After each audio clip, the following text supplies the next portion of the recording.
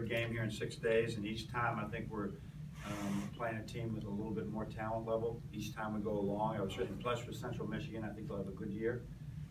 Southern Miss, Doc Sadler's been a friend of mine for a long time, and he sort of inherited a major rebuilding job at Southern Miss. And so now they starting to get some pieces in place. Last year they lost their big guy after just a few games. Now they have a transfer from Oklahoma State who's outstanding, Griffin. And we gotta continue to play better, get off to better starts.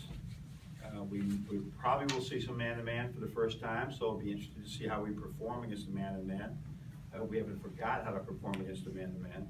But we had a really good practice yesterday where we really rested our guys that played so many minutes and coached the next 7 like they were the first 7. And I can't wait to watch them in the video today. It was terrific for them.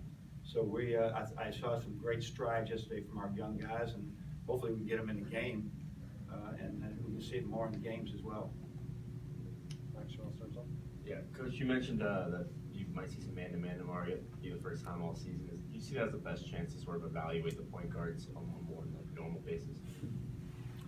No, I think the best way to evaluate our point guards is over time. Time is a friend of truth, and we will over time we'll find out what's the best way to run for the team to operate against everybody. Like I said, there may be pressing teams. We might have somebody else, somebody that plays a particular sagging man-to-man. We might have somebody else. They're just all getting better, and we just got to keep growing them. Though we can't just let them stay stagnant. This guy is who he is. I mean, with the way Zach and Xavier and Jerron just came in yesterday and hit jump shot. I mean, they shot the best of anybody on the team in that game. So that's good news. All right.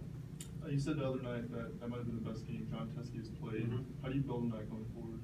Well, he's got to know he's got another level of play, and it's been, as we go through the years of teaching Austin himself, there's a time that now they got to understand, wait a minute, I've been here for a year, I got more in me. And so we really challenge them in that game, and we're going to challenge them every day. Sometimes as a coach, I can be too much of a teacher and not enough of demanding of people. I've been really demanding of John and Austin in the last couple of weeks that you're better than this, you can play better than this. Coach, you talked about after the game the other night, more time spent on fundamentals than on scheme. Is that like ratio even bigger than it's been in the past, or do you just mean you're spending more time? I would say it's very similar. We didn't have that much time for it. The year that we just got decimated by injuries 3 years ago. I wish we had spent more time, but we didn't realize Muhammad and Aubrey and those guys would be playing, and Ricky Doyle would be playing so many minutes. And as a result, we probably didn't spend the amount of time that we did this year. This year we spent probably an awful lot of time just on, I'm just telling you, catching the ball in 2 hands with 2 feet is a difference in basketball. It's the first time that's the first thing that I would teach kids right away, catch 2 hands and 2 feet. It's amazing as I watch it more, how a 1-hand catch keeps you off balance, and a 1-foot catch keeps you off balance. And we're something like that, we probably spend far too much time on it, but when we get it right, we're going to be really good at the fundamentals of not turning the ball. Just look the way we shot the other day. And we turned it over 6 times, we win game of possessions. And all those fundamentals keep you from turning over are huge, let alone the defensive fundamentals. Josh? We haven't had a chance to talk to you since they signed, but I was just curious to get your thoughts on your recruiting class that you signed. This is an exciting recruiting class. This is really, I'm excited for a lot of reasons. I think the talent level has such a high ceiling. But I also, I love the personality that is coming in on this team. Anybody follow Dave DeJulius or had talked with Iggy? I mean, you talk to these young men, and you can see they're leaders, going to be leaders right from the beginning, all the way. You talk to Colin Castleton and Adrian and then Brandon Johns. I mean, it's all these guys are like, I can see this team really being connected. All 5 of them know a great deal of the history of these classes that have come in like this. And I think they want to make history. They want to be a team that just comes in and just fits in with next year's team, but can make an impact immediately. I feel a few of them can. Do you feel like this is your strongest class on paper? I'll tell you that in 4 years later on, all right? All right? We never know, do we, right? Yeah. Just, some of you guys should do a survey on the highest rated guys and the Karis LeVerts and who's the best. Let's see, you make those determinations after 4 years. Heck with the rankings, sometimes, right? Heck with the rankings. Chris? Mo Wagner used to be allergic to rebounding, and now can Yep. you just talk about how far he's come? So, you know, it would go way back to his freshman year when he wasn't getting any rebounds, games or practices.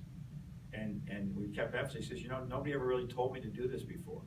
And we think growing up in the European system where they're all guards until all of a sudden they look around and the guy's 6'10", and they say, you can't be a guard anymore. His mentality is there. And that's what rebounding is a great deal. Not everything, but a mentality gets. So you tell me, I don't care who we're playing, right? He gets double figure rebounds 2 games in a row. That is a really good thing for us. And then 1 for 8 from 3. Is it a matter of finding sweet spots on the floor, or is he just off, or what's going on? It just happens. Yep. It just happens. As we know, when you have shooters, we don't even worry about it. The shots will drop over time. You know, he makes 4 in a row, or 4 of his next 5 or something like that.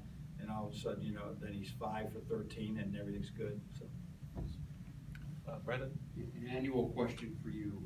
With this personnel, what is your interest level in playing 2 bigs at the same time?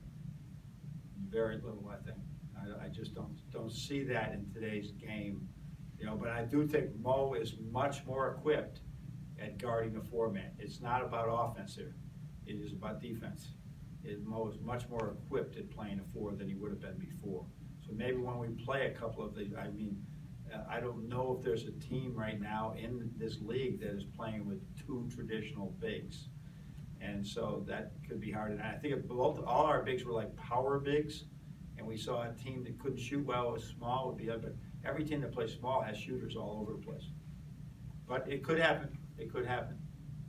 And if that's the case, I think you'd be ready also for us to play super small too. That can happen, like it did for a second the other day. if that's the case, with I think John clearly having the number 2 spot right now, where does it leave Austin It coming was off? clear the other day. It may change day to day, but it's okay. You said it was the best game that he's played here. Yeah, and yeah. I thought Yeah, that he had a established day. himself Yep. as the number 2. Where does that leave Austin though?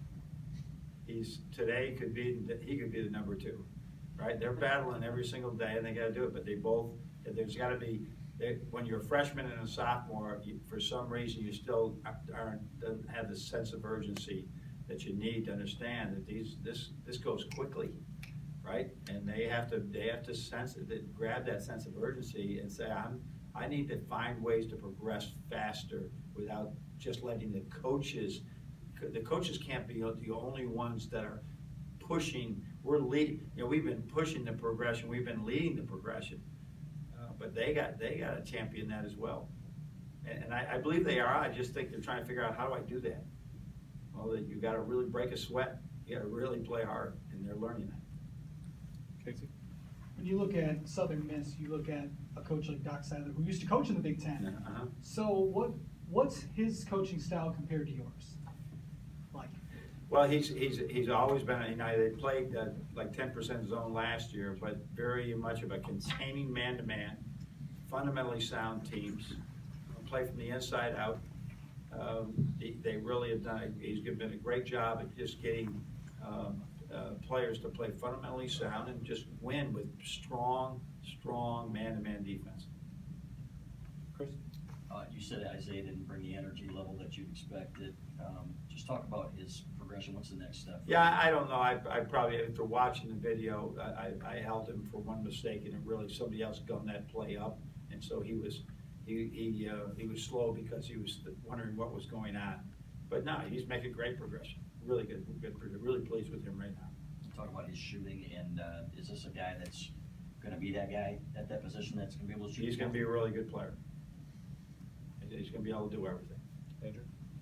Coach, do you think a fast break offense can be better if you have a traditional big getting a rebound and then passing it up, as opposed to a guard getting the rebound who's Well, I not think gonna be you dribbling? just watch this as it develops. These guys have been, every day, the emphasis has been get the, yesterday we had a play in practice where, we did it, John looked like Wes Unseld when he got the rebound, he turned, but Eli was coming back to get the ball, and it kills the break.